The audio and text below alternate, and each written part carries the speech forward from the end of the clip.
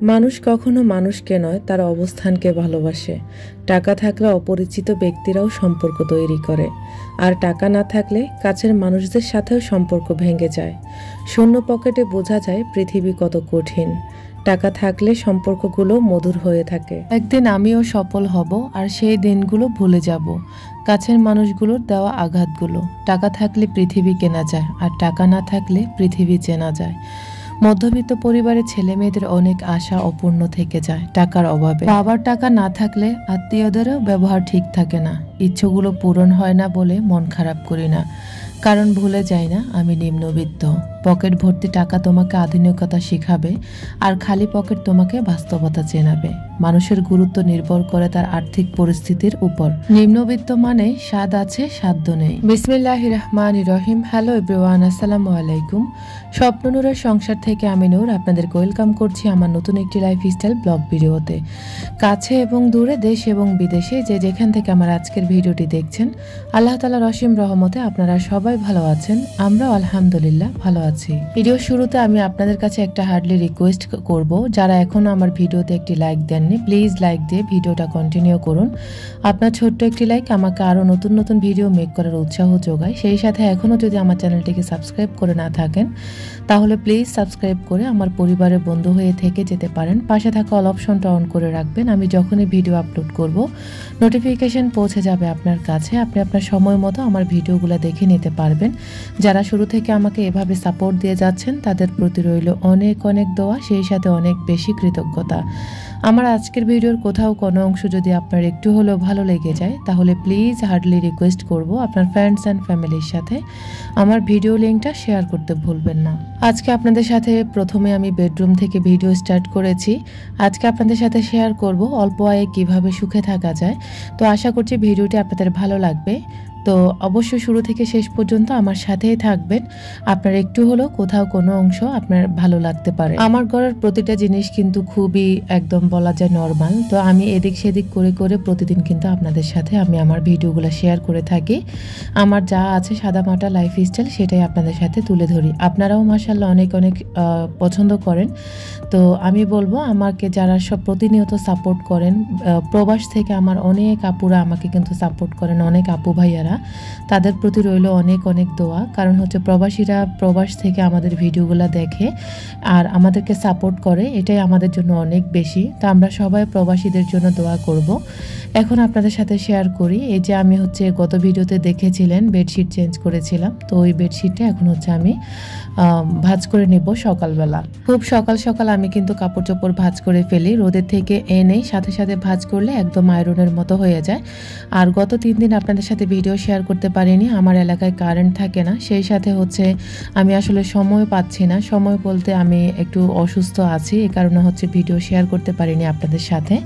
আজকে কিন্তু আপনাদের সাথে ভিডিও শেয়ার করব ইনশাআল্লাহ। ভয়েস ওভার করছি, জানি না আসলে কখন করতে পারবো। এডিট করা ছিল, তবে আসলে ওই যে কারেন্ট থাকে না, সারাদিন রাতেই কারেন্ট ছিল না গত 2 দিন ধরে। সেই সাথে কিন্তু একটু অসুস্থও ছিলাম, অলসতাও চলে এসেছিল, এই কারণে হচ্ছে ভিডিও আপনাদের সাথে আর শেয়ার করতে পারিনি। আজকে আমি আপনাদের সাথে শেয়ার করব অল্প ইনকামে আপনারা যেভাবে সুখে থাকবেন।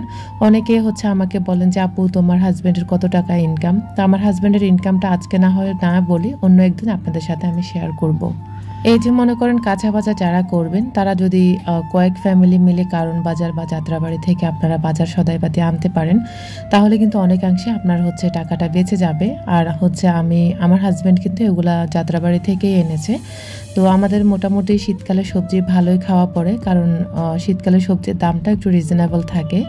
তো আর যখন আবার কিন্তু এখন আলুর সিজনে কিন্তু 6 কেজি 7 কেজি আলু মাত্র 100 টাকা দিয়ে পাওয়া যাচ্ছে। তো আমার হাজব্যান্ড যখন ব্যানে দেখে যে অল্প টাকায় জিনিস পাওয়া যাচ্ছে, তখন কিন্তু সে বরাবরই হচ্ছে আমাকে ফোন দেয় যে এই জিনিসগুলো আনবে কিনা। তো তখন আমি তাকে বলে দিই যে এই জিনিসগুলো যদি কমে পাও তাহলে নিয়ে আসবা। আর এদিক দিয়ে 1 কেজি আদা নিয়ে এসেছে। তো আদার সাথে কিন্তু এখানে আলুও এনেছিল। তো আলু আজকে আর একসাথে পাই নাই, এখানে সম্ভবত 2-2.5 কেজি হবে। আর এদিক দিয়ে হচ্ছে আমাদের সিম নিয়ে এসেছে। তো টাকা টাকা ইনকাম করা যেমন কষ্ট, টাকা সঞ্চয় করাও কষ্ট। টাকা কম খরচ করা এটাও খানিকটা কষ্ট, আপনাকে স্যাক্রিফাইস করতে হবে। সুতরাং সঞ্চয়ের অভ্যাস গড়ে তুলুন। যারা 10,000 টাকার সংসার চালাতে পারে তারা 9,000 টাকাও চলতে পারবে। খরচের তালিকা তৈরি করুন, অর্থাৎ সারাদিনে যা খরচ করবেন তা হিসাব করুন, অথবা সারা মাসে যা কিনবেন তার একটা বাজেট তৈরি করুন। সপ্তাহে অন্তত একদিন আপনার কি কি খরচ আছে সেটা নিয়ে বসুন, রিভিউ করুন। রিভিউ করলে আপনি অবাক হয়ে দেখবেন যে এমন অনেক জিনিস আপনি কিনেছেন যেটা না কিনলে আপনার জীবনে কোনো প্রভাব পড়তো না, কিন্তু আপনি কিনেছেন, কেন কিনেছেন তার কোনো উত্তর নাই।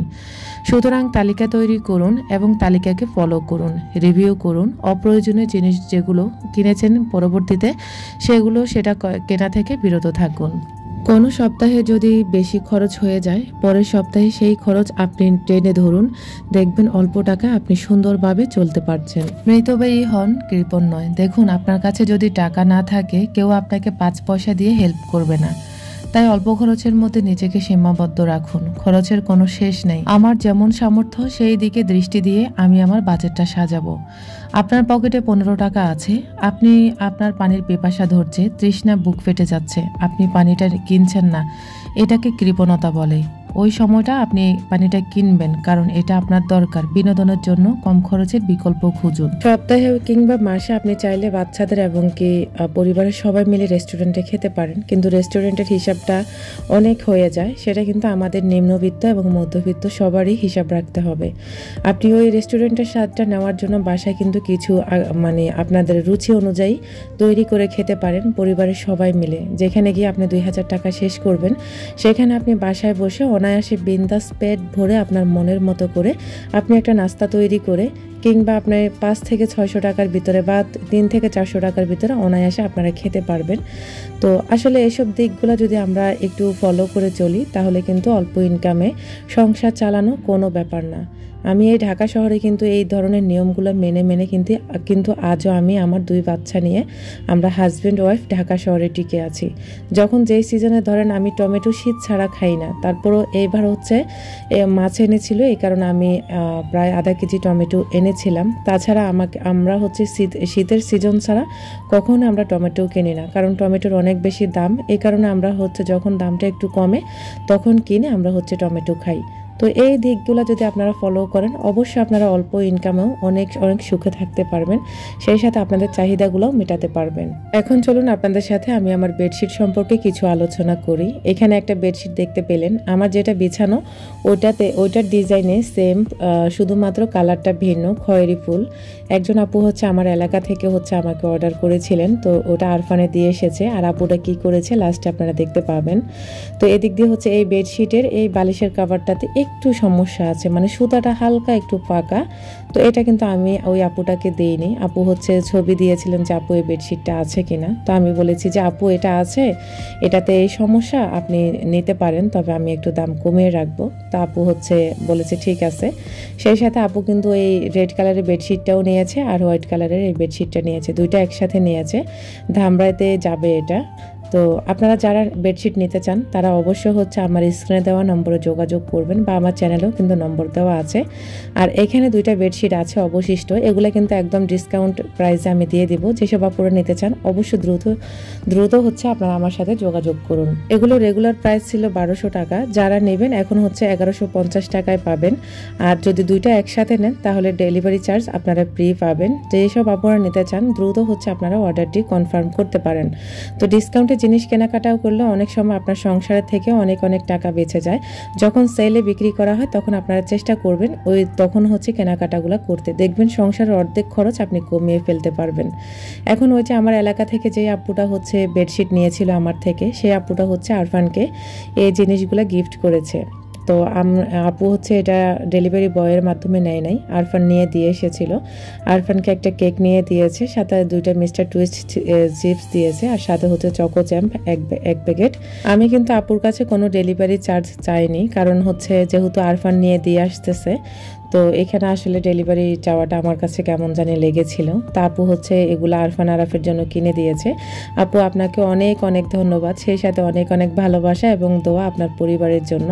তো আপনারা আমার ছেলেদেরকে এত ভালোবাসেন যেটা আসলে কল্পনার বাহিরে ছিল। তো যেসব আপুরা নিতে চান তারা হচ্ছে আমার এলাকা থেকে যারা নেবেন শনি রাখরার ভিতরে হাতে হাতে নিলে আপনাদের কোনো ডেলিভারি চার্জ লাগবে না, আমরা নিয়ে দিয়ে আসবো। আপনাদের ভাইয়া হচ্ছে 2টা ডেলিভারি করেছিল এর আগে, আর এবার হচ্ছে আমার ছেলে নিয়ে দিয়ে এসেছিল। যেহেতু আমাদের কাছাকাছি এজন্য হচ্ছে আর ডেলিভারি বয়ের মাধ্যমে দেওয়া লাগে না।